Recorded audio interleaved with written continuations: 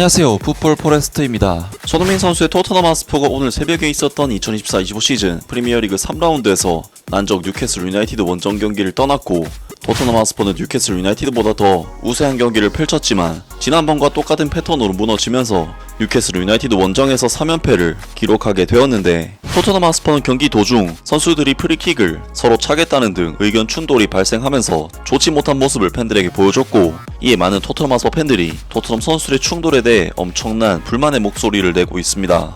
손흥민 선수의 토트넘 하스퍼는 이번 주말에 있었던 프리미어리그 3라운드에서 뉴캐슬 유나이티드 원정 경기를 떠났었는데요. 토트넘 하스퍼는 지난 시즌 뉴캐슬 유나이티드의 홈에서 무려 0대4라는 압도적인 스코어로 참패를 당했었고, 그 전 시즌에는 무려 1대6이라는 더욱 압도적인 패배를 당하는 등 유독 뉴캐슬 원정에서 최악의 성적을 거둬왔기 때문에 이번 경기는 토트넘 하스퍼에게 상당히 쉽지 않은 경기라고 할 수 있었고, 토트넘으로서는 뉴캐슬 유나이티드 원정 연패를 여기서 좀 끊어낼 필요가 있는 정말 중요한 경기였습니다.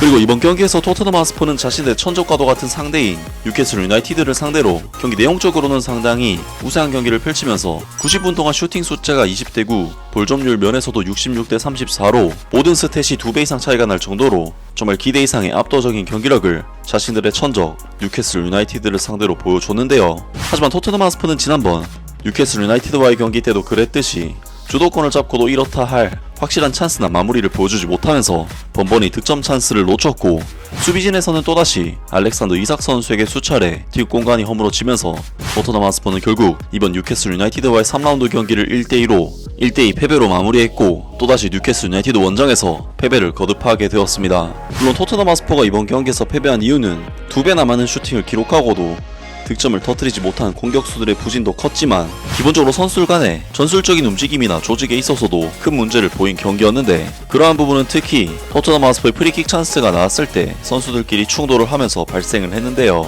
토트넘 하스퍼는 정말 한두 명도 아니고 제임스 메디슨, 이브 비수마, 페드로 포로 선수까지 3명이나 되는 선수들이 나서서 서로 자기가 공을 차겠다고 충돌하는 모습을 보였는데, 손흥민 선수는 어떻게든 중재를 하려고 노력했지만 결국 해결이 잘 되지 않는 모습을 보이면서 팀 분위기는 박살이 나고 말았는데요. 가뜩이나 경기가 잘 풀리지 않고 있는 상황에서 팀의 핵심급 선수들이 이런 모습을 보였다는 것이 정말 믿기지가 않은데, 풋볼 런던에서도 토트넘 하스퍼의 이러한 상황에 대해 언급을 했습니다. 후반전 들어 스퍼스가 뉴캐슬의 박스 바로 바깥의 위험한 지역에서 프리킥을 얻었을 때 이상한 순간이 있었는데, 제임스 메디슨과 페드로 포로 중 누구도 누가 프리킥을 차야 할지를 결정하지를 못하는 듯 했다. 그때까지 토트넘 하스퍼의 공격 세트피스는 대체로 영리하고 잘 짜여져 있었으며, 그중 다수는 손흥민에게 짧게 패스한 뒤에 반대편으로 크로스를 올린다든지 하는 패턴들이 많았다. 페드로 포로와 제임스 메디슨이 교착 상태에 빠지자 손흥민은 벤치를 향해 엔제 포스테코글루 감독에게 예상치 못한 결정을 내려달라고 외쳤고, 놔두더라고신이 이 메시지를 전달했다. 엔제 포스테코글루 감독은 한 손에는 손가락 2개를, 다른 한 손에는 손가락 3개를 들어 페드로 포로의 등번호를 표시했고, 페드로 포로는 크로스바 위로 슈팅을 날려버렸다.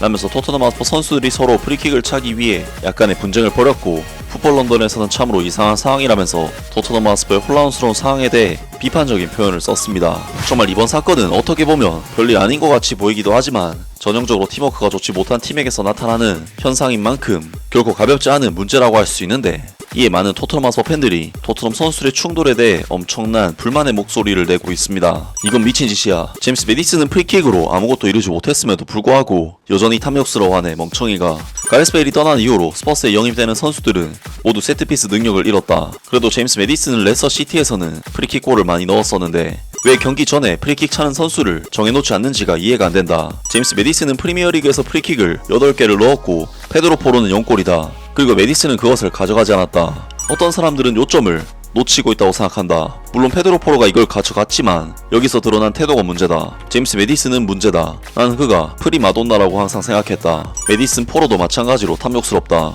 뉴캐슬 유나이티드와의 경기에서 20번의 슈팅 중 그 두 선수가 가장 많은 슈팅을 했다. 그러니까 우리는 결국 골을 넣지 못해서 졌다. 제임스 메디슨은 팀의 부주장으로 뛰고 있다.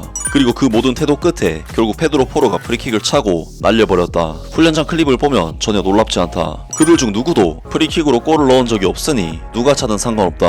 마지막으로 프리킥 골을 넣은 게 대체 언제였나 등등 많은 토트넘 하스퍼 팬들이 의견 충돌한 제임스 메디슨, 페드로 포로 편갈라 싸우는 반응을 보이기도 했지만, 대부분 팬들이 결국 제임스 메디슨과 페드로 포로 둘 다 욕하는 반응들을 보였습니다.